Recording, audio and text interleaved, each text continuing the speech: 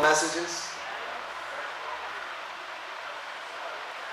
Brothers and sisters, I want to share with you this evening how the same methodology the devil used in the Garden of Eden to draw Eve out into rebellion against God, into a very spiritualistic way of thinking, is the same methods that are being used by the modern day spiritualist movement, the New Age movement, to lead you and I out into deception as well, to depart from the faith by giving heed to the seducing spirits and doctrines of devils.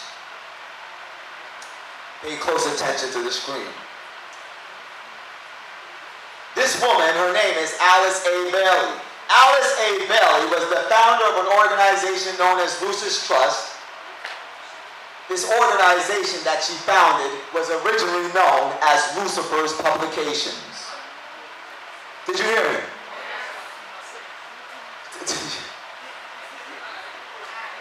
Remember, he said she looked so innocent. Remember, subtle and attractive. Lucifer's Publications. She was known truly as the prophetess of the New Age movement. She wrote volumes of books on spiritualism. The headquarters for Lucis Trust is within the United Nations. Where?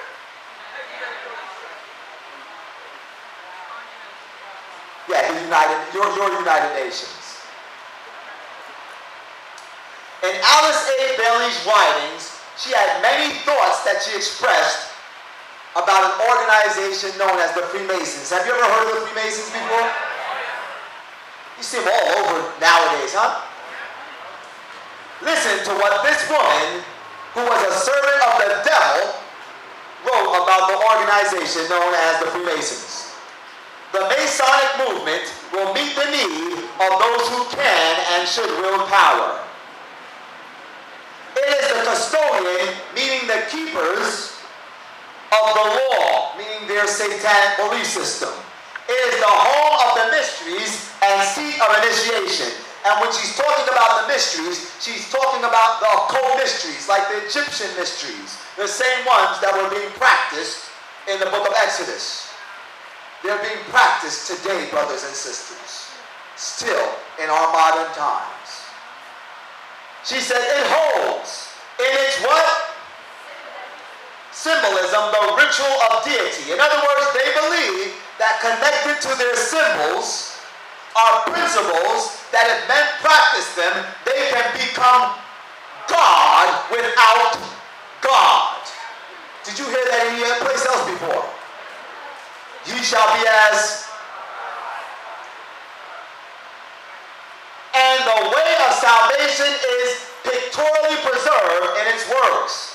The methods of deity are demonstrated in its temples and under the all-seeing eye. Under the what? Remember that. The work can go forward. It is a far more occult organization than can be realized and is intended to be the training school for the coming advanced occultists. This man, his name is Benjamin Crane.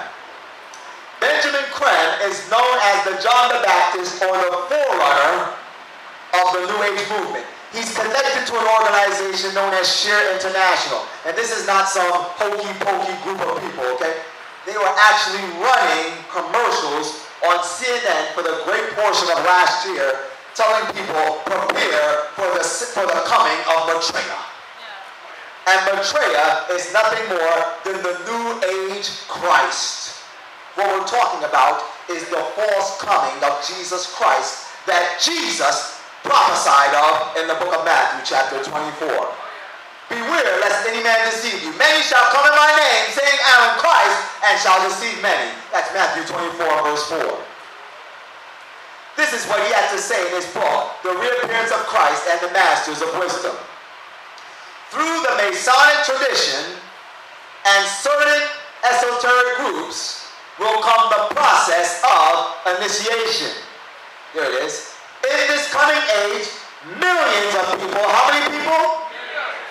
Millions of people will take the first and second initiation through these transformed and purified institutions. The new religions will manifest, for instance, through organizations like Freemasonry. In Freemasonry is embedded the core of the secret heart of the occult mysteries wrapped up in number, metaphor, and symbol. Number, metaphors, and symbols.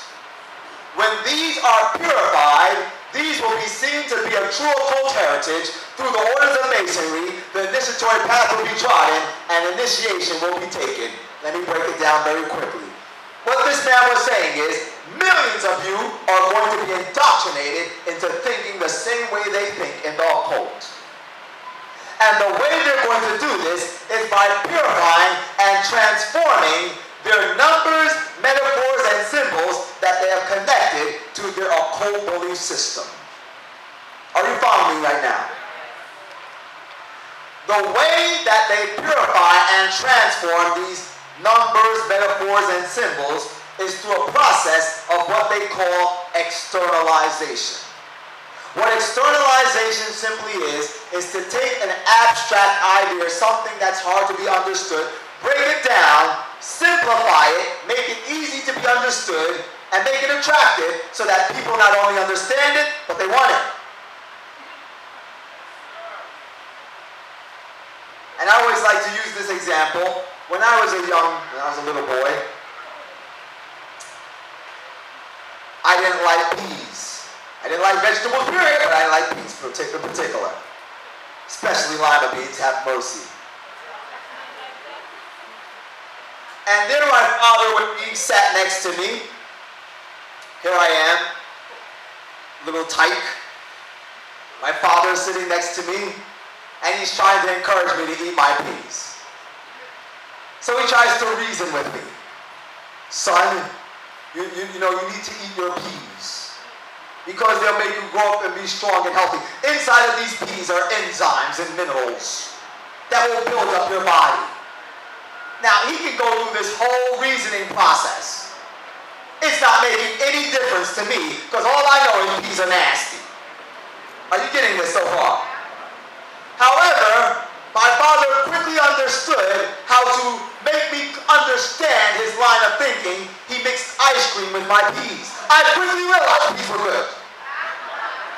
I wanted peas now. I know it sounds nasty to you, but I liked ice cream. You could have put any other edible product with ice cream and I would have eaten it. Are you getting my point here? He made it attractive to me. He made it desirable to me.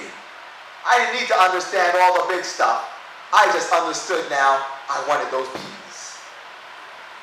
That's the same thing they're doing with their occult metaphors, numbers, and symbols. Many of you would never sit down and listen to a discourse on the all-seeing eye. You wouldn't read the foolishness that many of their major writers and expositors on their belief system would have to say on these things. It sounds like a bunch of nonsense to the logical mind that is being governed by Jesus Christ. Amen. However, within their belief system, they believe that people should be able to practice people should be able to express themselves sexually freely. Now, is that appealing to many people's flesh?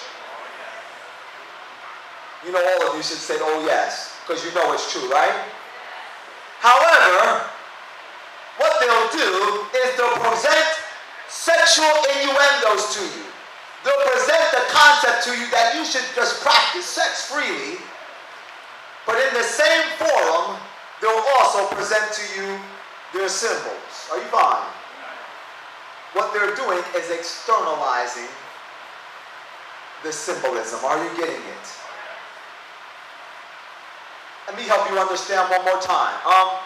We've dealt with the symbol of the lamb, have we not? A lamb is a symbol of Jesus, is it not? If you go all throughout the Bible, you'll see many different principles that are connected to the lamb.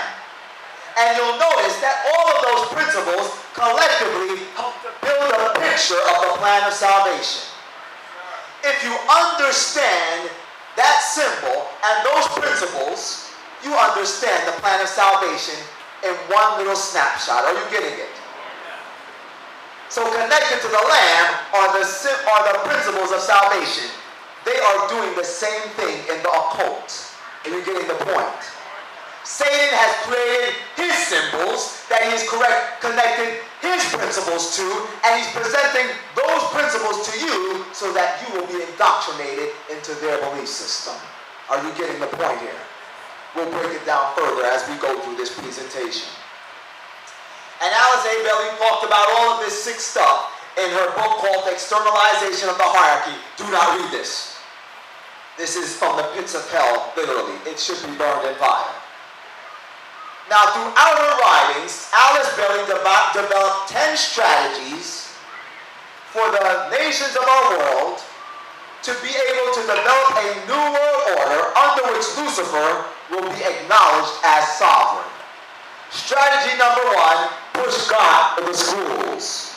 If people grow up without reference to God, then they will consider God irrelevant to day-to-day life. In the last 50 years, this has happened. God is irrelevant to most people. Has this strategy successfully been carried out today? Strategy number 1, successful. Strategy number 2, break the traditional Judeo-Christian family concept, which simply is a man and a woman get married. That is a true marriage. And they might have children, Billy and Jane, and live happily ever after. Pray to God they do. That's the traditional Judeo-Christian family concept. Has that concept been changed in our present-day society? You know it's Raheem and Ramon, Isabel and Liza, and they adopt Billy or Sam. Break communication between parents and children so that parents can pass on spiritual values to their children. The Xbox, the PlayStation, the Wii, Facebook. Somebody said, oh, let the rod fall where it must. Amen? Do this by pushing excessive child rights. Is excessive child rights being pushed here in Canada? Have mercy, I know they're doing it in the States. Has this strategy been successful? Strategy number 3, remove restrictions on sex. Sex is the biggest joy, and Christianity robs people of this. That's a lie. People must be free to enjoy without restrictions. It's not just for married, it's for everybody. Is that principle being taught in our present society? Strategy number 3, successful. Number 4, since sex is the greatest expression of man's enjoyment of life, man must be free to express sex in all its forms. Homosexuality, orgies, even bestiality are desirable so long as no one is being abused or harmed, as if animals can speak up for themselves. Has this strategy been carried out in our society? In the United States of America, last year, President Obama passed legislation legalizing it for our military to practice homosexuality and bestiality openly.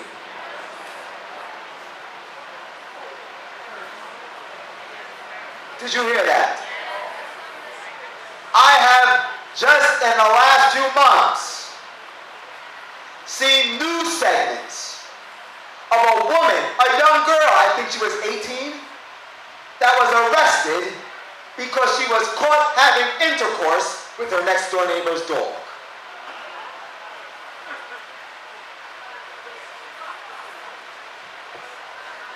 Brother, what did the Bible say would happen in these last days?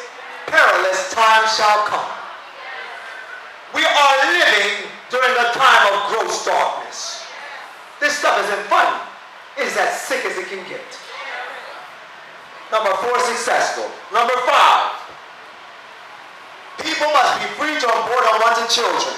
If a man can have sex and then live without the consequences, then the same should be true for women too. A woman must have the right to abort an unwanted child.